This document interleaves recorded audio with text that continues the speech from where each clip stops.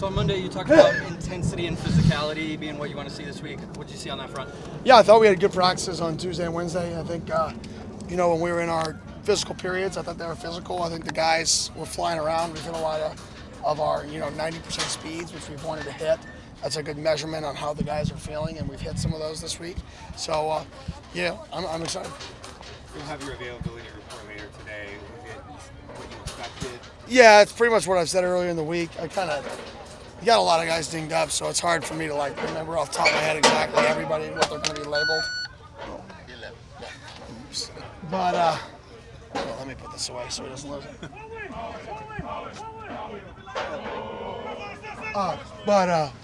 So I think it'll pretty much be what we expect. What will Jordan be listed as? Out.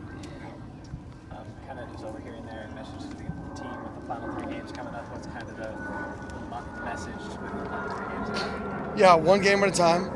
We have our messaging for this week, which we'll talk about as a team, and then in general, there's a lot of seniors who have 3 games left to play football.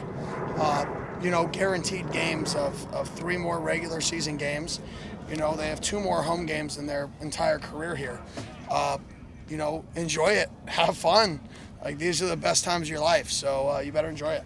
What is having Prince back done for the game plan just as present? Yeah, well, obviously he was leading our team in sacks when he got injured, so getting him back is huge for the pass rush. Coach, I heard you emphasize no penalties on one of the plays earlier. What progress or maybe lack of progress have you seen with this squad over the season? Yeah, I would just say inconsistency.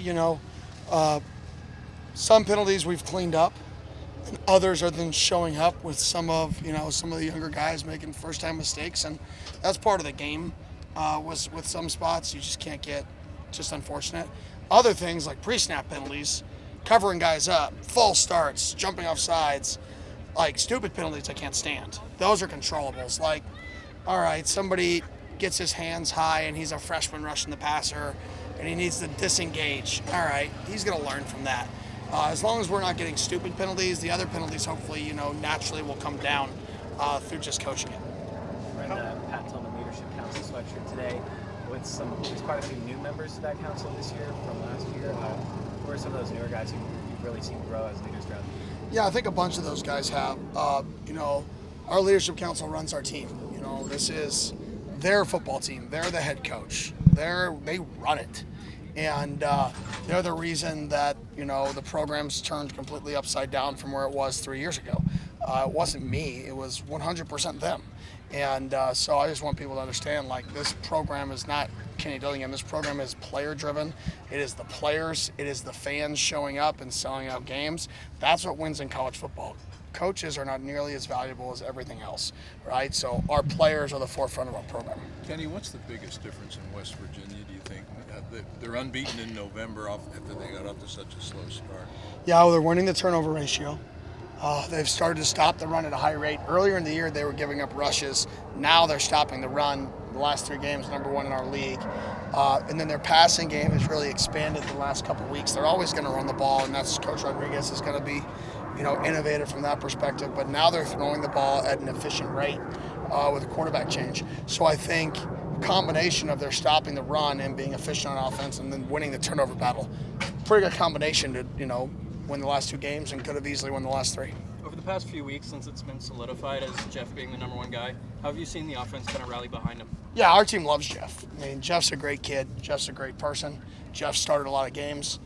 Jeff's I joke, like a man of the people. Guys just love him. He's just a man of the people, right? He's just another guy out there doing his part, and he's a great person. So it's fun to see him kind of get an opportunity. What have you seen from the wide receivers and having other guys step up with Jordan being out? Yeah, I think they realize that anybody can get the ball on any snap, and that they got to be ready when their moments shows up. And I think they did that last week or 2 weeks ago, and I hope that continues this week. How impactful have guys been like Isaiah Williams and Josh Murrah, others in that up front office to build a roster that's able to kind of weather the injury bug? Yeah, it's huge.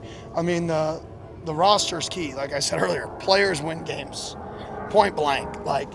Coaches lose them, players win them. It's very, very simple. So the roster that you bring in, the team you bring in, the players you bring in is absolutely vital. Now, do you have to bring in guys that also mesh? It's not a mercenary sport. It's a sport where, those guys also have to merge together to build, you know, a team, which is a little bit different. But in today's day and age in sports, it's about getting the best players possible in your program, then merging them into a culture that they want to be a part of. And those guys have been absolutely critical in, you know, in putting this roster together. Awesome. Thank you. Appreciate it.